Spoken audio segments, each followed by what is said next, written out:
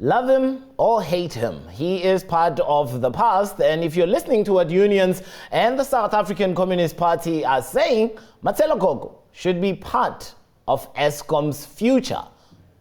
Do you agree with that? I had a chat with a man, and this is what he had to say. Mr. Koko, tell me, do you take any responsibility for the current woes going on at Eskom? You know, what I have done, I have posted on my tweet a timeline of the Eskom generation capacity that is available to meet the demand and to keep the lights on. The 27,000 megawatts? No, I've posted a graph and I did so from the year 2000.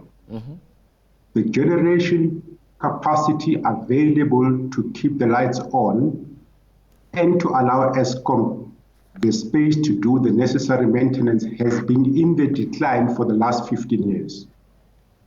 All right. Since 2000. That's fair, but now listen to me. The only time it changed for the better was in my time in Ryan. In 2015, it increased significantly. And the only time it dropped significantly again was when Pakamani took over. The scorecard is there for you to answer that question. That in my time, I did the best I can. I took Eskom out of load shedding. When I left Eskom, we had posted 5.6 billion rands of profit. How can I shoulder the blame of an entity that I left more than 12 months ago?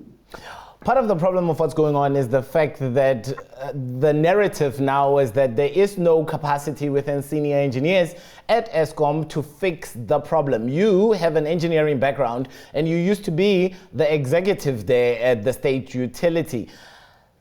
Some people say you have a lot to answer for and that you must make representations at commissions like the State Capture Commission, for instance, while others, like the unions, like the National Union of Mine Workers and the South African Communist Party, say that you are part of the solution.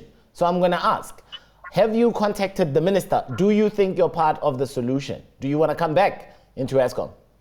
The minister has been very arrogant, has been very scathing. He's pretending to be what he's not. No, I've not contacted him. He has not said many things that are positive about me. And I think he's part of the problem. Why is this thing so personal between you and Minister Gordhan? I mean, like, we've had ministers before who are in charge of that portfolio without necessarily having the engineering background. I don't think Lynn Brown was an engineer, but she had a chief executive like you with the kind of requisite experience needed. Now, why is this thing about Pravin Gordhan when he's merely the political head?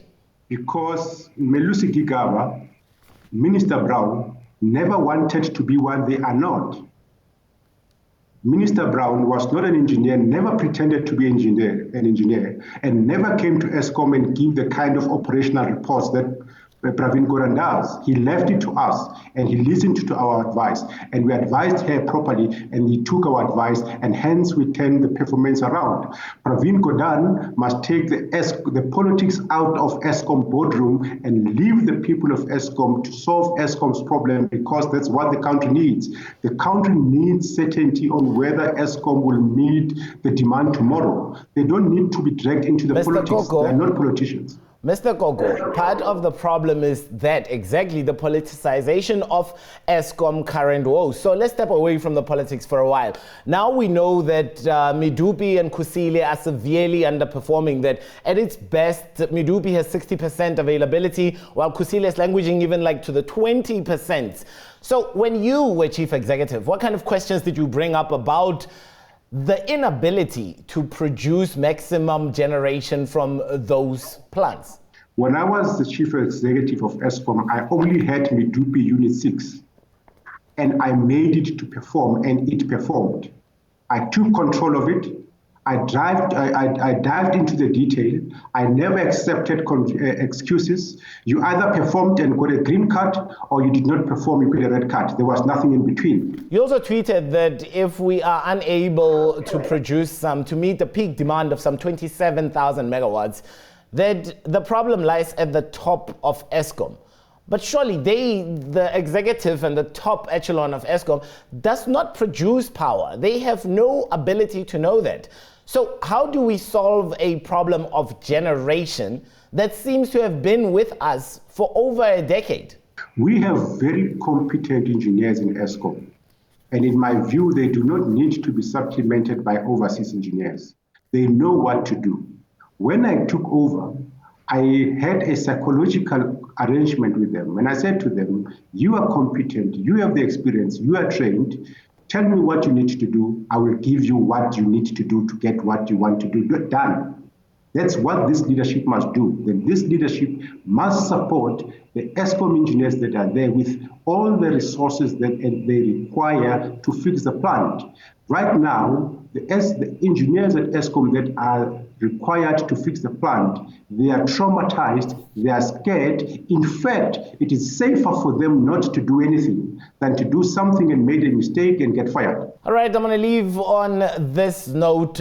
Mr. Koko, you have a past with the state utility and has been much source of what's been called state capture. People have often said that money literally walked out the doors at Eskom, and that's during your tenure, your predecessor, Brian Molefe, and such.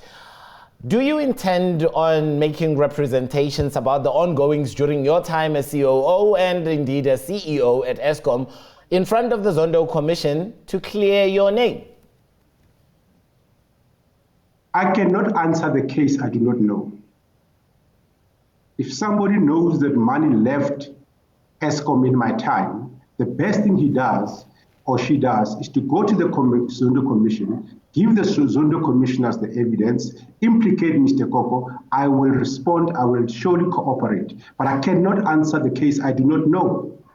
Mr. Koko, do you believe you ran a clean ship while you were at Eskom and that you have no representation that would be valuable to make to the Zondo Commission?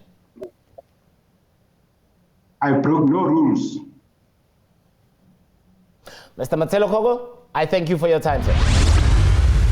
Well, the choice is yours to make. Is Matshela the man of the past or of the future at Eskom? We leave the decision to you. We're back on your screen next Tuesday at 6:30 Central African Time, only on CNBC Africa. Until then, keep it locked.